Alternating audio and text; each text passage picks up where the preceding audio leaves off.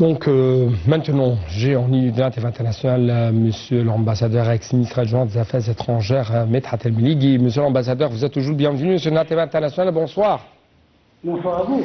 Merci pour nous rejoindre à travers la ligne de l'International international. Donc ma question, comment vous évaluez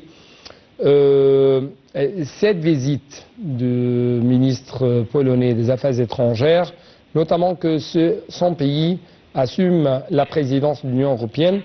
Et comment vous avez vu la présentation de la vision égyptienne vis-à-vis de ce qui se passe dans la bande de Gaza? Quelles sont les lignes rouges de l'Égypte? Quels sont les plans qui ont été lancés à propos de la situation dans la bande de Gaza? Alors, moi, je trouve que, premièrement, la visite vient dans un moment qui est vraiment crucial en ce qui concerne la bande de Gaza et aussi en Cisjordanie, parce que la situation devient de plus en plus tendue dans les deux parties. Alors, ce que je veux dire, c'est qu'il est très important que l'Égypte continue ses efforts diplomatiques afin de trouver une solution. On cherche toujours les alliés, on cherche toujours les amis qui peuvent aider.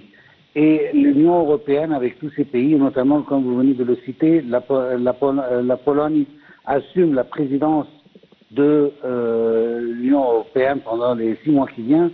Alors d'ici, c'est très important d'essayer d'expliquer le point de vue égyptien, qui est un point de vue un peu différent des narratives israéliennes qui circulent toujours dans les médias européens. Il est très important de montrer cela. Je trouve qu'il y a un exemple très important à dire que les pays européens ne sont pas vraiment toujours informés de la situation réelle de ce qui se passe.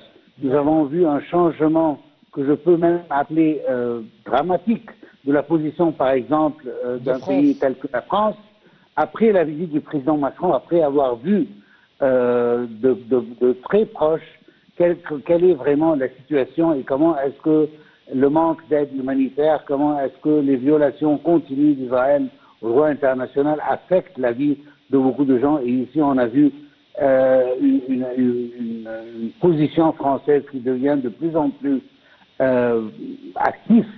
Donc vous trouvez qu'il y a un rééquilibre de la situation, de la position européenne vis-à-vis de ce qui se passe de la part de l'occupation israélienne contre les civils palestiniens, contre les Palestiniens dans la bande de Gaza, n'est-ce pas? On espère cela, parce que aussi il y a un point très important à citer, c'est que les observateurs des médias français, par exemple, malgré toutes les déclarations faites par le président français Emmanuel Macron, en ce qui concerne l'aide humanitaire, en ce qui concerne la nécessité d'arriver et d'aboutir à un cessez-le-feu, à la nécessité de se plier au droit international.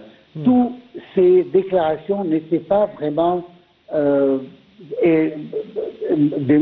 exposées d'une manière claire au public français à cause des médias françaises qui n'étaient pas à la hauteur du président lui-même. Alors, la situation change, mais quand même, on a besoin de changer. Le problème, c'est qu'en ce moment, on perd des vies des gens, on perd du territoire. On vient juste d'entendre que Israël est en train d'élargir l'axe Morad qu'il vient d'inaugurer, qui sépare Rafah de Khan Younis et qui sépare encore les peuples palestiniens davantage.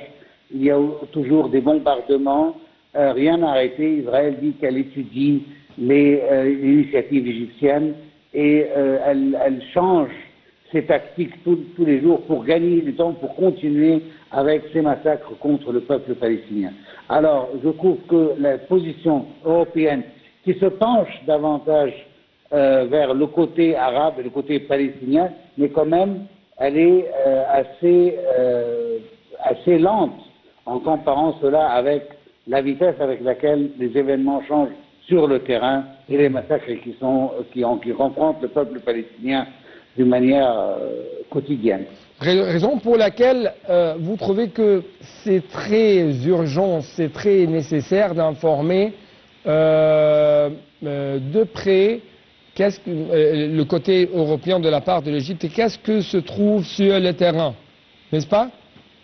Exactement. Alors, le terrain, il avance très vite vers la continuation du massacre du peuple palestinien, d'essayer d'une manière forcée à expulser le peuple palestinien, tandis que le changement des positions européennes et certainement américaines prend plus de temps qu'on peut vraiment épargner. Alors, mais à quel point vous trouvez que l'Égypte a pu jusqu'à maintenant construire ou former un front, que ce soit européen, un front de la part des pays arabes, un front de la part de grandes puissances mondiales pour faire face à toute tentative de déplacer les Palestiniens hors de leur territoire, à toute tentative de changer les choses sur le terrain, et afin d'éviter ce qu'on appelle le fait accompli, cette politique de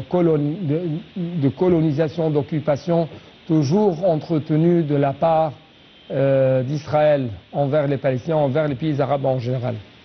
Effectivement, alors l'Égypte n'épargne aucun effort pour essayer de sauver la vie du peuple palestinien, et du coup on a vu des dizaines de visites, que ce soit au niveau présidentiel ou au niveau ministériel, ou même par des téléphones échangés avec plusieurs chefs d'État. Alors on passe toujours en revue la position de l'Égypte sur les développements de Gaza et la position égyptienne de la nécessité de ne pas expulser, que ce soit d'une manière volontaire sous les conditions actuelles ou certainement forcée du peuple palestinien, notre priorité de la reprise de l'accord du cessez-le-feu et comment est-ce que on doit reparler et réexpliquer les éléments du plan de reconstruction de Gaza, qui est maintenant devenu pas seulement un plan égyptien, mais plutôt un plan arabe, après être adopté par les pays arabes et islamiques. Alors, l'Égypte essaye et continue ses devoirs politiques à essayer de trouver toujours une solution et de gagner un peu plus de supporters pour son plan.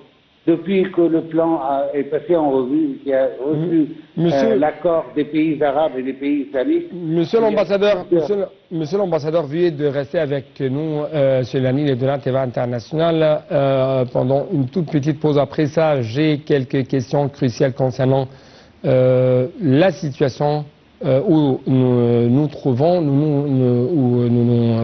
ou quand même concernant les relations bilatérales avec l'Union européenne ou quand même avec la Pologne. Mais justement, une toute petite pause.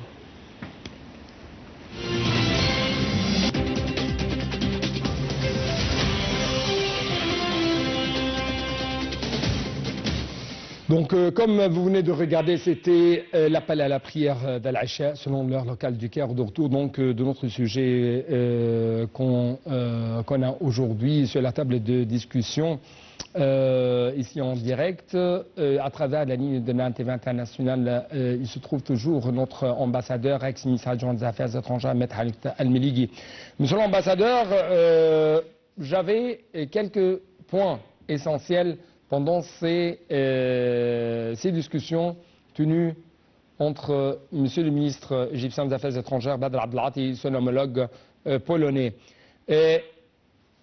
Si je peux dire, comment vous avez vu le soutien apporté de la part d'un nombre de pays européens comme la France, comme la Pologne qu'on a aujourd'hui, dans le domaine de financement, dans le domaine de la position prise par l'Égypte vis-à-vis de la question régionale, notamment la question de la bande de Gaza? Alors, comme on l'a précisé juste avant la prière, que le problème, c'est que les aspirations arabes et palestiniennes de l'Union européenne, par exemple, sont beaucoup plus élevées que celles de la réalité des choses.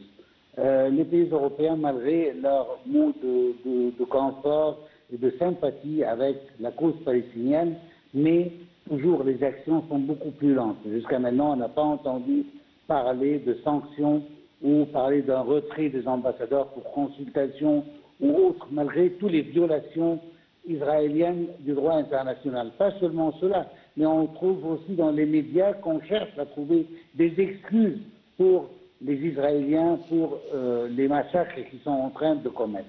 Alors, encore une fois, je répète que les aspirations arabes qu'on attend des pays européens sont loin de ce qui est vraiment fait. On retrouve toujours des mots de sympathie, mais quand il s'agit de couverts diplomatiques, quand il s'agit d'aide militaire ou économique pour l'État israélien, cela passe beaucoup plus vite que les mots de sympathie dont je viens de parler.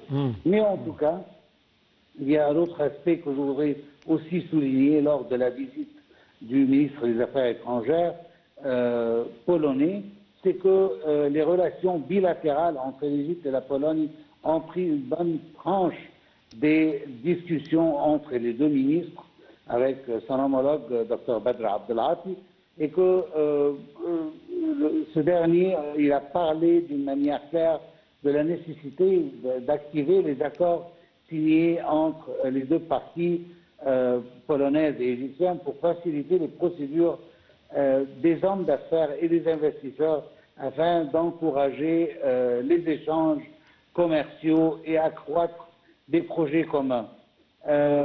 Parce que cela est important, il reflète une volonté politique des deux parties de faire progresser les relations bilatérales vers des horizons plus larges. Aussi, on a parlé de la possibilité de renforcer les partenariats économiques et coopération dans les secteurs du commerce et de l'investissement. Il s'avère que jusqu'à maintenant, il y avait des aides annoncées de la part de l'Union européenne pour les Palestiniens dans la bande de Gaza. Mais j'ai un point essentiel ou quand même j'ai une question. On a trouvé que Donald Trump se retire vraiment quand on parle de l'immigration ou le fait de déplacer les Palestiniens hors de leur territoire. Est-ce qu'il y a vraiment un retrait de la part de Donald Trump, ou plutôt c'est toujours le plan de Donald Trump qui prend plus de l'espace sur le terrain dans la bande de Gaza? Alors moi je trouve qu'il y a des déclarations plutôt contradictoires. Que ce soit les déclarations du président Trump lui-même ou le président Trump d'un côté et son administration d'un autre côté.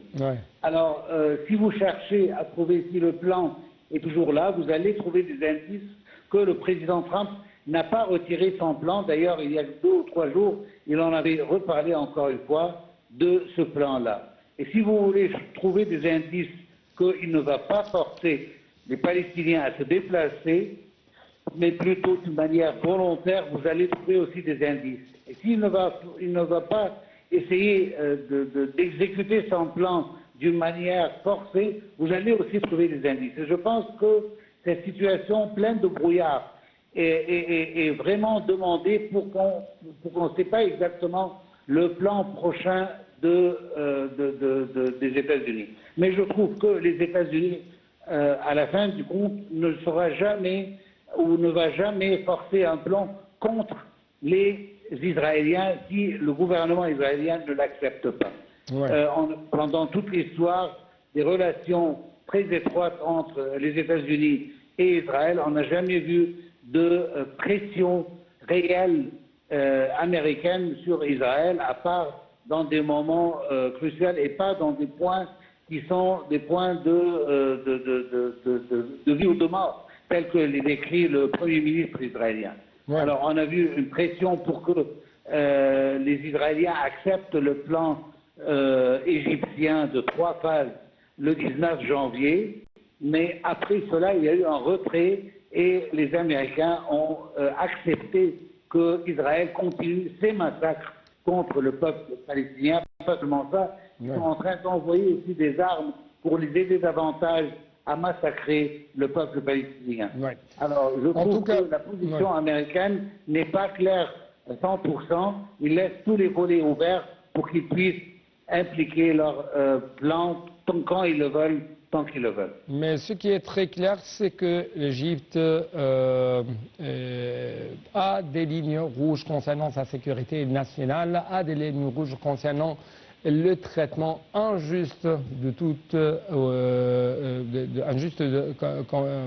devant la cause palestinienne.